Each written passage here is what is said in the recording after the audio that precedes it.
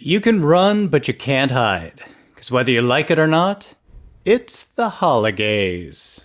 Part 2. Welcome to No Two Gays About It, the show for those of us over 50 gay men. Not only are we bringing our voices back to the conversation, we are the conversation, and we want you to be a part of it with us. Hello, I'm Tom Burke. And I am Michael Foley. And Michael and I this season have been talking about all the different relationships that we over 50 gay men have in our lives. And one thing that's really important that we talked about was, especially with things that are issues or problems or, difficult things in life, acknowledging it, talking about it, bringing it out to the open, it kind of releases it and makes us move forward. And last week, we were talking about the holidays, the impending holidays, and how, acknowledging all our feelings towards that. And I thought after our show that I was good. Although, I was at a dinner, and the topic came up, and people were talking about gift buying and decorating and entertaining, and I started getting those little palpitations and breathing heavily, and I thought, you know what, I'm not done with this topic. We need a part 2. Yes, so thank you for indulging me, Michael, and all of those of you out there. We do.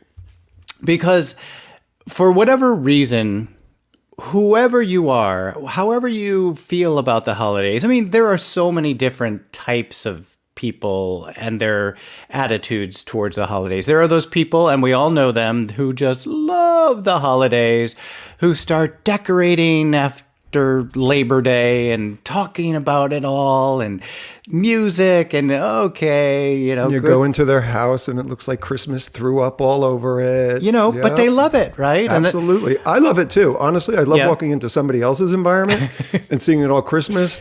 What that does for me is creates panic for me, because I'm like, if I put everything up, I have to take it down. Right. And then I have like hundreds of Disney ornaments that are each individually wrapped in bubble wrap and tissue paper, and it stresses me out. Yeah. I'm like, I don't want to do it. So on the other end, we all have those friends, those bah humbug guys who hate Christmas and they hate people who talk about it. And they're so, bah humbug, negative. Get over yourselves. It's just a few months. But then there are, of course, those other people who are really suffering from seasonal depression, mainly because of the, time change, and it's darker, and, that happens. And then the holidays on top of that makes seasonal depression into just depression. And then there is that whole group of gay guys, and we all know these guys too, who pretty much spend the entire holiday season praying for January just to get it over with, And again, it's just the holiday season. No matter what attitude you have about it, no matter who you are, gay, straight, whatever color you are, the holidays are stressful and for so many people, really, really overwhelming. So let's talk about that a bit. What is one aspect of the holidays, Michael, that is incredibly overwhelming for you? As much as I love gift giving, and it always creates stress, because I'm that person who still will go out and shop in a mall or in stores, because I don't like Amazon, except if I'm buying something for me, right? Because it's easier if I'm buying something for somebody else. I want to see it. So, weeks before the holidays start, believe it or not, I'm actually behind, because I'm usually finished Christmas shopping by Thanksgiving. Wow. Because again, it's less stressful. There are less people. There's less panic in the mall, because you go into the mall after Thanksgiving and everybody has that deer in the headlight look. No. And it's So this holiday is going to be a little bit more stressful for me, because I'm really late. The whole gift thing is so crazy. I mean, I love giving gifts. I hate getting gifts. I hate that. I don't know what that is. I just don't want anyone to give me anything. I'd rather give you something. Yeah. But I need the perfect gift for the perfect person. And unfortunately right now, not that it really has changed, but everything is expensive. Everything is crazy expensive. Crazy expensive. Yeah. And you also kind of put how you put like this monetary level or limit on a friendship, like, oh well, they're worth $50, but he's worth $100, and those people get 300. Like, that's just a lot, you know. I wish it is.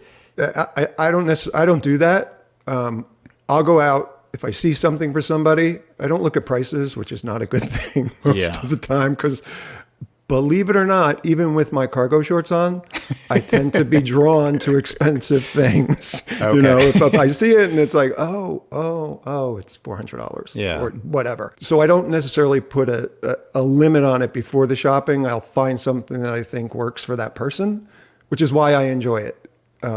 Enjoy the process of gift giving. Okay. And like you, I'm not a fan of receiving gifts. Yeah, I don't want anyone to, like, when we have something at our house, I don't want people to bring even the bottle of wine. Just, no, don't bring anything to me. But when I go to your house, of course I'm bringing something. What am I, animal? So that's something good for us to remember, because as much as we enjoy giving gifts, more than likely that other person is enjoying giving it to you. So to receive it with grace, I think, is a great lesson for us to learn. Right. That they are getting something out of it. Somebody went out of their way to buy something that they think we would like. Right. And to me, that makes me really happy. So we have to remember that if it makes them feel better to give the gift, that we have to receive it with grace. Right. I totally get the whole receiving with grace thing. It also makes me a little like, but no, I get it. I get your point. It's a really valid point.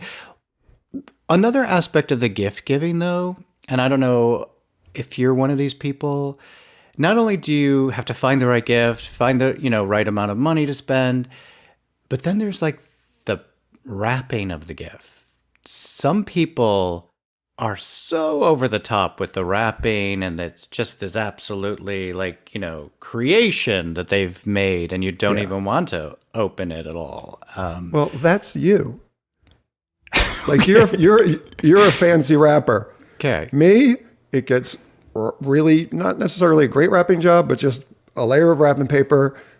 That's it. I don't even go the bow route. Yeah. I'll put a little sticker on it for who it's for, and that's as far as I go, because I do realize he's going in the garbage. Yeah, that's the thing, right? It is just going in the garbage. Yeah. Did you have those aunts or those family members that would carefully unwrap things and be so cautious about taking off the scotch tape so the paper doesn't rip, and then they would save it to rewrap something else? Yeah. Scott's mother, my mother-in-law, did that, and I would just be sitting there like, just rip the goddamn thing. Like, you're not going to use it again. What are you doing? Oh no, my Italian aunts, they used it again. Oh, okay. There was a closet with shelves in it. Wow. Of wrapping paper that had been on other presents, that if you needed something wrapped, you knew where to go to get it wrapped. Yeah. Okay. Well, that's cool, though. They turned it into an art. I'm telling you, they would save the bows, the ribbons. It was crazy. And seriously, though, because it's all so freaking expensive, that's a smart thing to do. Yeah. And then you mix and match. And yeah, I think that's a great way to do. Another really overwhelming part of this gift giving thing for me, always has been, is the tipping. At the holidays, you have to tip everybody, from your gardener to the pool guy to the house cleaner to the person who cuts your hair to, I have, every year I print out those things from the internet of how much you're supposed to give to all these different service people.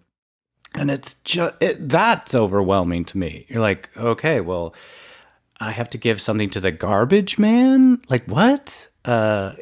It's just, it gets... I think if you have developed a relationship with them, and if they provide you with excellent service and go out of their way to help you, then that's definitely appropriate.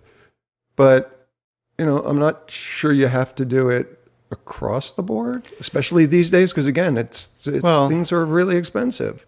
Yeah, but these people, and you worked in the service industry, Absolutely. these people rely on this Christmas bonuses that they're getting, these tips, because that's going to kind of carry them through months, if not a longer time.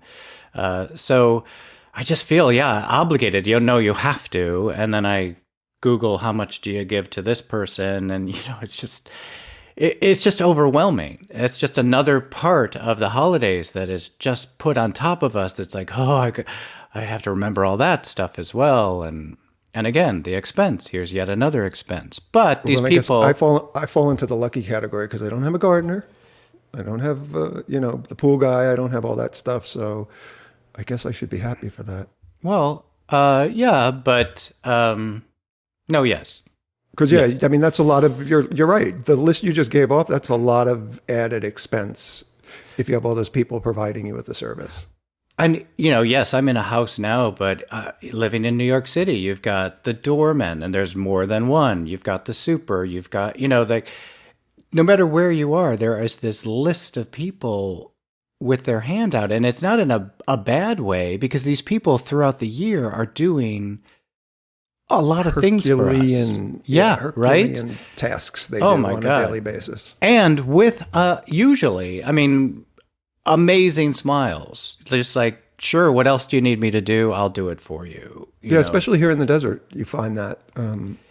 And for those of us gay guys who are over 50 and getting older every freaking minute of the day, the less and less that we will be able to do as we're aging. And we do need to rely on these people who are helping us to do whatever it is. I know, there are things that I'm stopping to do, that I normally would be like, oh, sure, I can dig that hole. The last time I dug a hole, I ended up at urgent care, like my back, I can't stand up, so, okay, my body is changing. And as a gay guy over 50, I have to, acknowledge that and be like, well, I do need to rely on people, and I do need to acknowledge them at the holidays as well. But as I said, it's just yet another layer of overwhelming things to worry about, And expense. Yeah, totally. Yeah. Anything else overwhelming for you in this holiday season? The enforced merriment is something that stresses me out, because I would still consider myself antisocial and do experience social anxiety, although I've gotten so much better at it. But I still feel, especially New Year, right? Yeah.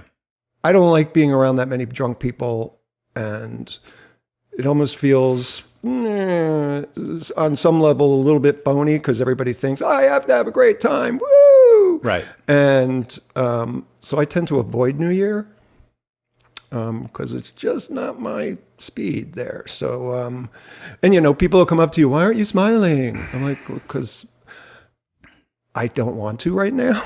Right. That's something that makes me nuts. I find most holidays have that forced enjoyment thing. Halloween, you've got to be out there having so much fun. Christmas Eve, definitely New Year's, Valentine's Day, whatever the holiday is. It's just that forced, you have to be out, you have to be having fun. You've got to overdrink and overeat, and it's a little too much. And for a lot of people, like you said, you're getting better at being, social. And I have seen you out in the world. You are doing so much better, which is great. But as we talked about, this season brings so much up for other people. There's the seasonal depression, depression just because I'm not with my family, because I've been ostracized or whatever. And then to have that forced fun, you have to be having fun. It's like, but I feel horrible right now, And I think that's a really important thing for those of us who do experience that, is to acknowledge it. Right. And if you don't feel comfortable, that's more than okay. I'm that person who has their spot. Like, I like to sit in a particular place. Yeah. I like to be away from the center of the room because it brings me anxiety. Yeah. And so much so, this is really funny. The guy who does musical bingo sent me a text the other day letting me know there was going to be a change and that I wouldn't be able to have my spot. And he let me know because he knew Sheldon Cooper was going to have a little Cooper fit. was in the house. Yeah. And that's exactly what I sent him, a meme of Sheldon saying, "You're in my spot." Yeah. Wow. How are you going to deal with that? I'm going to go early Okay. and scope out the environment and find a place that I feel comfortable in. And that's what I do. That's how I learned to manage my, stress when it comes to things like that and the forced merriment of the holidays. I find my comfort zone and I exist in it. And then it makes me more likely to wander out a little bit more. Sure. I totally get that. And I think that's a brilliant kind of tip for people, as you said, to go early, scope it out. I do something that's so bizarre as well. If we're going to a restaurant that I've never been to, I go online, I look at the menu beforehand, I actually drive by it. Where am I going to park? How long does it take to get there? To get rid of all of that kind of anxious stuff so that you can enjoy the evening. Right. Right. And so that what you're doing is a great tip for people who are feeling this anxiety around the holidays. There are little steps that you can do to make yourself feel better, or help you get through these things. Yeah, and then once you're sitting in your own comfort zone, it does make it easier because the anxiety becomes so much less that you are more willing to step out of that box. Right. Which for me has been a really great learning experience over the last, decade or two, that I do that quite often. I think also, though, for a lot of gay guys over 50, I mean, we've gotten to a point where we're just not going to do what we don't want to do, And I think if you are one of those people who are, like you are feeling anxiety about something new or don't want to be in these crowds of forced merriment, to just get together with your little circle of friends where you do find comfort and celebrate that way. So, what's an area that causes you stress and anxiety during the holidays? Well, actually, you mentioned this earlier, and as you were saying that, I was like, "Ooh, yeah, I'm feeling that as well." About the decorating, and you said, you have all this stuff, and then if you put it out, then you've got to put it away, and I feel like my husband loves Christmas, would love to have Christmas trees, but I can't just do a Christmas tree.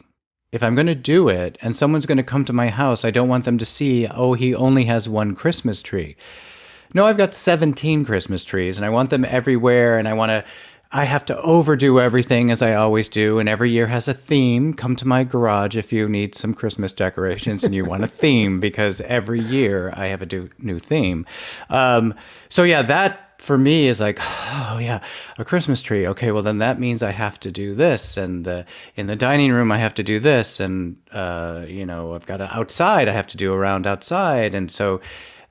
And you're right. If you put it out, you gotta put it away. And that is always, for me, another place of anxiety and feeling overwhelmed, because when it's over, I want it to be over. And I want that stuff away. Me too. The day after Christmas, my stuff comes down. Right? Yep. It's like, no, this is not staying up till New Year's Day, or so many people do Little Christmas on January 6th. That's when it's going to come down. Like, no.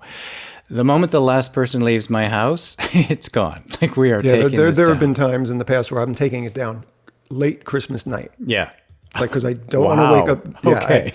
At least the ornaments come off, because again, that's like hours of work. Right. No, I know. To individually wrap these little suckers and, I love the whole process of, as I said, creating the theme and getting all of the stuff and figuring out where I'm going to do what and all that stuff. But wow, it takes a lot. Yeah. You know what I do love, though? Which this just reminded me of that. So it just went, oh, that's a reason to bring down the stress level a little about taking it down.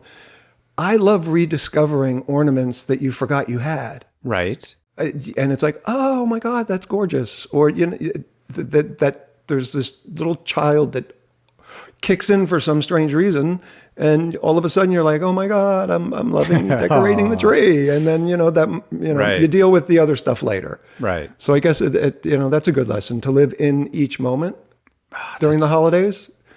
During the instead of worrying about holidays and throughout the year, every day. living in the moment is a really hard thing that we all need to do. Yeah. Especially those of us gay guys over 50 who are keep moving forward. It's rough to just live in the moment and not in the past or not in the future.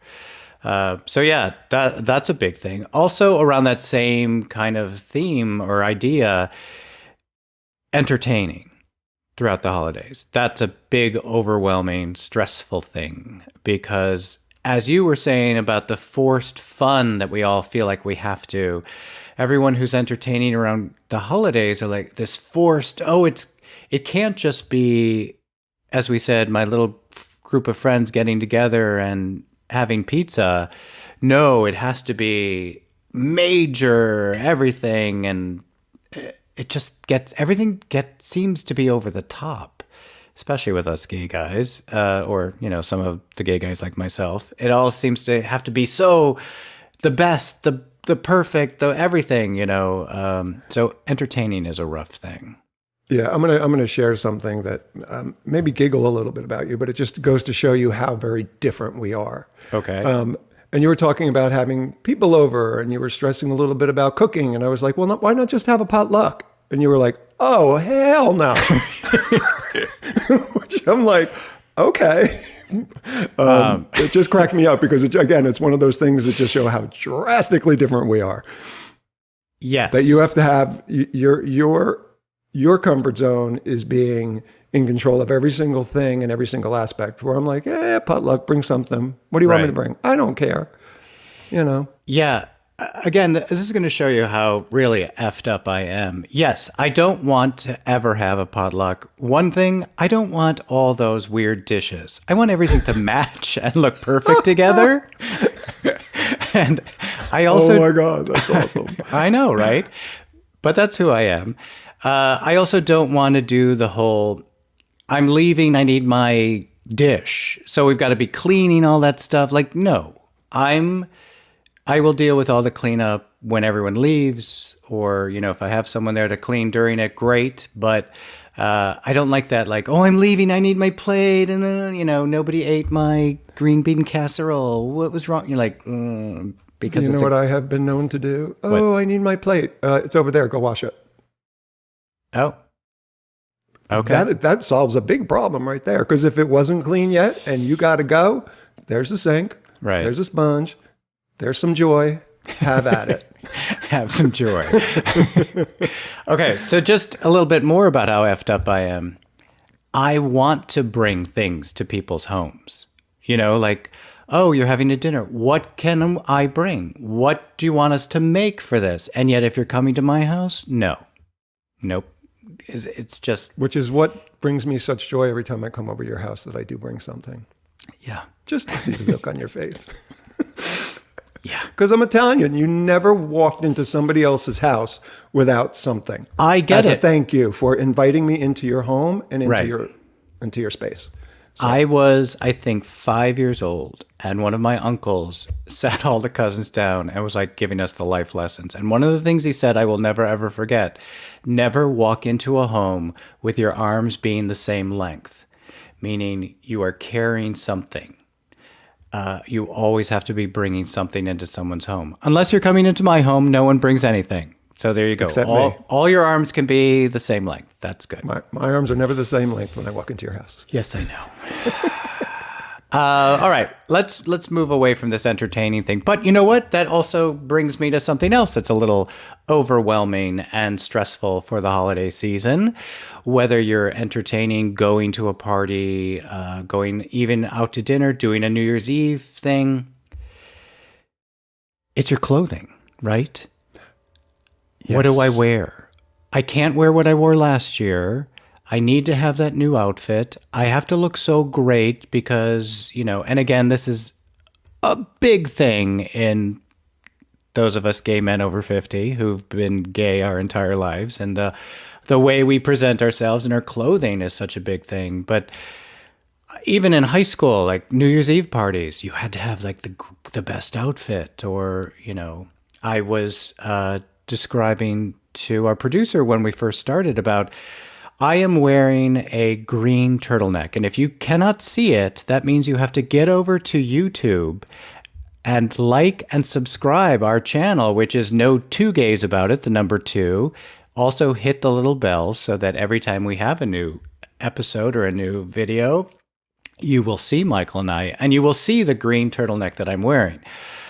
I bought this turtleneck to go with the Brooks Brothers black corduroy pants that have little hollies on them, green and red. Oh my God. For my new, because I can't wear the same red plaid pants that I wore to some events last Christmas. So I needed a green turtleneck to go with this because the black is not fully black. If you know Brooks Brothers, it's not that fully dark black color. And it's the wrong green. So I can't wear this with his pants. Our levels of gayness are so unbelievable. We're the North Pole and the South Pole, equally as intense, but so gay on such different levels. It's not even funny. Because wow, that was amazing. Didn't see that one coming. You know me. I don't put that much thought into it. Although I do not wear cargo shorts for Christmas. Good. Just cargo pants. No, that would be awesome. I don't do cargo pants. No. I'm too hippie for that. Okay. That's the childbearing Sicilian hips that I inherited. But yeah, I wear stupid fun Christmas sweaters. I have one with the bulbs light up, or I have my Barry Manilow Christmas sweater that says Barry Christmas. I like stuff like that because I also do like to be comfortable. Yeah, which is a big thing for me. I get it. So, last Christmas Eve, we went to a party and I got Christmas onesies for both myself and my husband, and we wore those. That's awesome. Just for like kicks and grins, right? It was fun. It was very comfortable, very warm. I had a hood, and it was a onesie. So yeah, the whole planning That's of like awesome. I would do that in a heartbeat. Yeah, give me a onesie, I'm there. You can use mine. I have 2. I can't wear them again because I can't. Oh, all right. So I will happily inherit those. There you go. But that whole, again, the planning the outfits is another very stressful and overwhelming part of the holidays that we tend to have to deal with. So yeah, it's like buying the gifts and wrapping the gifts and figuring out entertaining and decorating your home and decorating yourself. I do have a question for you, and this is because you are the single guy who is out there, and I have, been in a relationship for so long. I'm wondering about the whole concept of coupling around the holidays. Do you straight men feel that you need to have that relationship around the holidays? Is that an important thing? Did you just say you straight men? Did I? You did. I thought you were. I had no idea where you were going to go with this, and wow. When you threw that in, you straight men. I was. Well, I can assure you, neither one of us are even close to that realm. No, I was going for single. I don't know how I got straight. Oh, I was going to then do like, is it the same in the gay world as it is in the straight world? Because I read a whole article about this, how, that coupling thing, or they call it something else, a season. So yeah, I'm asking about you in this especially gay men over 50. Do you guys feel, ooh, I don't have a relationship for the holidays and it's September, I got to start looking for that guy or something? Oddly enough, I would do that when I was younger. Okay. In my 20s and early 30s. I would totally do that. Because it's nice to be with somebody during the holidays, right? As I've gotten older and a little bit more functional, emotionally and mentally, notice I said a little, I have no need to do that anymore. Yeah. It's just, especially if it's with someone who, you're just, they're a placeholder, right? For me, it creates way more stress. I'm good being alone because I have wonderful friends. I really love the holidays with them. So if I am with somebody, I am, and if I'm not, I experience the same amount of joy. But I can definitely see how that is a thing because again, I used to do it when I was younger. Yeah. It's like I have to have somebody from like let's go with Halloween through Valentine's Day. Yeah, get all the big check ones out of the way. That totally makes sense. But also, I would think that adds so much more stress because, as you said, you already have this friend group of yours that you love and you love, spending the holidays with and being with. But then having that new guy be a part of it, you feel like, ooh, I've got to entertain them. I've got to be explaining about, I would just think that would add some added stress. But I also can see, but it adds comfort as well. Yeah, because there's a level of I'm alone for the holidays that you're not experiencing because you're with somebody. And I'm sure a lot of times I was a placeholder for them as well. So it's that symbiotic. Let's get through the holidays and then break up sort of mentality. And how crazy. I mean, yeah, straight guy, straight. Why do I keep saying straight for single? Know. Oh my That's Lord. so bizarre. Single guys are saying like, oh, I'm alone for the holidays. And like couple people are like, oh, but you're alone for the holidays. Lucky you. Right? The grass is always greener. Right? The grass is always greener. Yeah. So regardless of this position you find yourself in, coupled, uncoupled, experience the joy within you. And then I think the rest is just icing on the cake, right? There you go. Great. Yeah. And I love some icing, that's for sure. And I love some cake, so. Oh, there you go. That's, one of the reasons why I've married my husband, because he likes the cake and not the icing, and I like the icing. So we get along quite well that way. One more area. I know we discussed this in our first segment on the holidays when we were talking a lot about this family, and family brings up a lot for people. But I just want to touch on that as well, because we're talking about all the different things that are overwhelming. Families can be really overwhelming to... especially if there's some sort of discourse regarding, who you are, right? Being part of the LGBTQ community. Inevitably, especially with people our age, it brings up stuff for family members. Totally. Where they're not accepting, or they don't want to hear about it, or they just tolerate it. Right. And, and even if your family, your immediate family are great with who you are and your lifestyle and your, partners or whatever, there's always those other family members, the uncles, the aunts that don't get it, who have to constantly be saying things or, digging in some way. So yeah, there's that added anxiety and that added overwhelming, like, what are they going to say to me this year? Or, and those of us at our age can basically shut people down or ignore them or whatever. But it still gets in, Yeah. We still hear it. We still feel it. And like you said, we talked about this in part 1. So if you guys want a few little pointers or maybe some helpful hints about how to deal with family in a healthier way, check out our first episode because it's all there. Yeah, there you go. Great.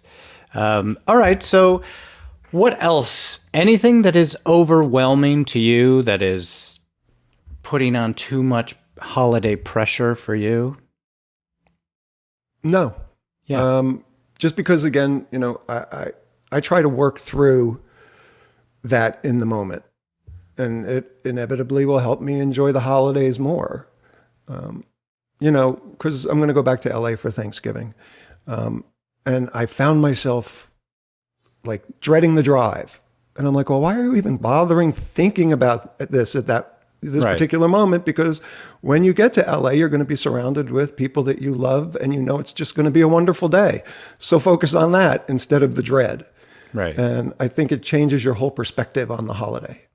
That yet another brilliant thing you've said today, because that affects so many other people, especially a lot of us gay guys. have moved away from our homes. We've moved away from the states that we grew up in because we needed that distance. We've found our new families. But those people that do need to travel back somewhere, just that alone, like you were saying, like, oh, it's the drive, or, oh, I've got to take the plane ride, and then I've got to, it is all of that. Try to focus on the positives that are out there. Focus on the moments when you're going to be there and just, feeling that, especially if it's, the chosen family that a lot of us have created, because you're going into a space of unconditional love. Right. And so that's helpful for me when I am sort of spiraling down into my obsessive compulsive behavior, that it's like, oh, wait a minute, I don't really have to be going there. And if I hit traffic going into LA, then I hit traffic going into LA. So it is what it is. It's not going to change it today, So why sit in that? And I think that's great advice for all the things that we're talking about. If you're feeling overwhelmed and anxious about, decorating, as you were saying, take a moment and look at the ornaments and remember the when you bought it or how it makes you feel, or, oh, I can't put this tree up because I have to take it down. No, wait, just focus on the positives. How you feel when you see the fully dressed tree in front of you and the lights are on, and, or gift buying. Picture that face of whoever you're giving this to. Yeah. Right? And I think we probably should take the price tag out of the equation. That if you find one gift that's inexpensive that you think somebody is genuinely going to love, that's cool. Yeah. Let it be that. It doesn't, you don't have to set that limit that so many of us do. It's like, oh, I have to spend this much money. Oh, I have to buy one more gift. But if you find something that the person is genuinely going to love, be happy with that. Because like you said, just to see their face when they open and go, oh my God. Right. It's worth the stress. Totally. For all these different things, even trying to find the right outfit for New Year's Eve. Picture, how am I going to feel when I'm wearing this amazing outfit? Because it's not for anybody else. You know what I want to wear this New Year's Eve? What are you wearing? Your onesie. Okay. Well, they're Christmas onesies. Is that okay? That's okay. Okay. That's more than okay. Well, there are two. One's red, one's green. You can wear one on Christmas and one on New Year's. Okay. Easy peasy. There you go. Right. So, and put on one of your favorite Christmas movies when you're decorating or wrapping presents, so that you could focus on that as well. Because it's always, especially wrapping presents, it could be a little tedious. So if you have something on that's festive in the background, it helps. I love to turn on old Christmas movies during that period. If you're wrapping or if you're decorating or something, to just. And it's funny, I'm doing everything that you have just suggested for us to do, but I will remember myself watching this movie with my mom or with my, family, or how I felt as a kid watching White Christmas or whatever it is. I was just going to say, what's your favorite comfort movie for the holidays? For the holidays? Well, I do like White Christmas. My mother's favorite movie was Christmas in Connecticut. So if that's on, I always watch that and think, oh, Mom, think about her. What about you? It Happened One Christmas, which is a remake of It's a Wonderful Life. And Marlo Thomas plays the Jimmy Stewart role. Cool. Cloris Leachman is the angel. Fantastic. Instead of Clarence, she's Clara. And Doris Roberts is in it. Orson Welles is in it. It's got this amazing cast, and it's nothing makes me happier than that movie at the holidays. Nice. All right. Yeah. Noted. Good to know. And I actually got to buy Doris Roberts dinner one evening, and I brought up that movie, and the look on her face was like, what? What you talking about, Willis? She was like, how do you know this movie? I'm like, because it's one of my favorite movies. I actually... Well, someone who I was with over Christmas hunted this down and got me the DVD of it, which was impossible to find because it was only available on VHS. And yeah, that's still one of my prized possessions. Sweet. Okay. That's awesome.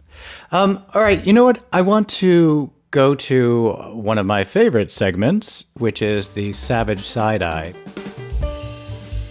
I have two groups of people I'm going to throw some side eye to. The first group, we mentioned them in the very beginning. Those people who are so into Christmas and love every aspect of it, which good for you. But I don't like those people who have the attitude of, you know, you don't like Christmas? What's wrong with you? You're depressed around Christmas? Get over it. No, you gotta kind of be like understanding about other people. Yeah, meet people where they are. Right. And then hopefully take a journey to a new place that both of you can experience together, right? And instead of putting them down for not liking Christmas as you do, maybe help them get there. Maybe share some of your joy to them about the season to make their season a little bit better instead of that just dismissal. You don't like Christmas? Well, I don't know what's wrong with you kind of thing.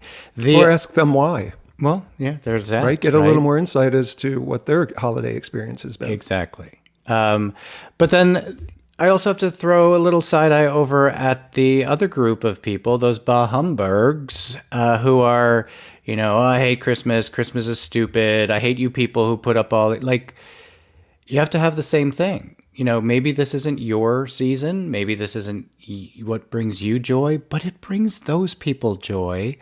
So let them have it. Why do you want to take that away from them? So it's the same thing, trying to meet in the middle and just be like, you know what? Good on you. And you look great in your onesie, and I love the way you decorated your house, and give it to them because that's what brings them joy. And maybe being a little bit less negative and bitter might bring you a little joy as well. So, and again, ask them the question. So why is it that you enjoy this holiday so much? Because it may give you a different perspective that you did not have before. Don't just go, bleh. Exactly.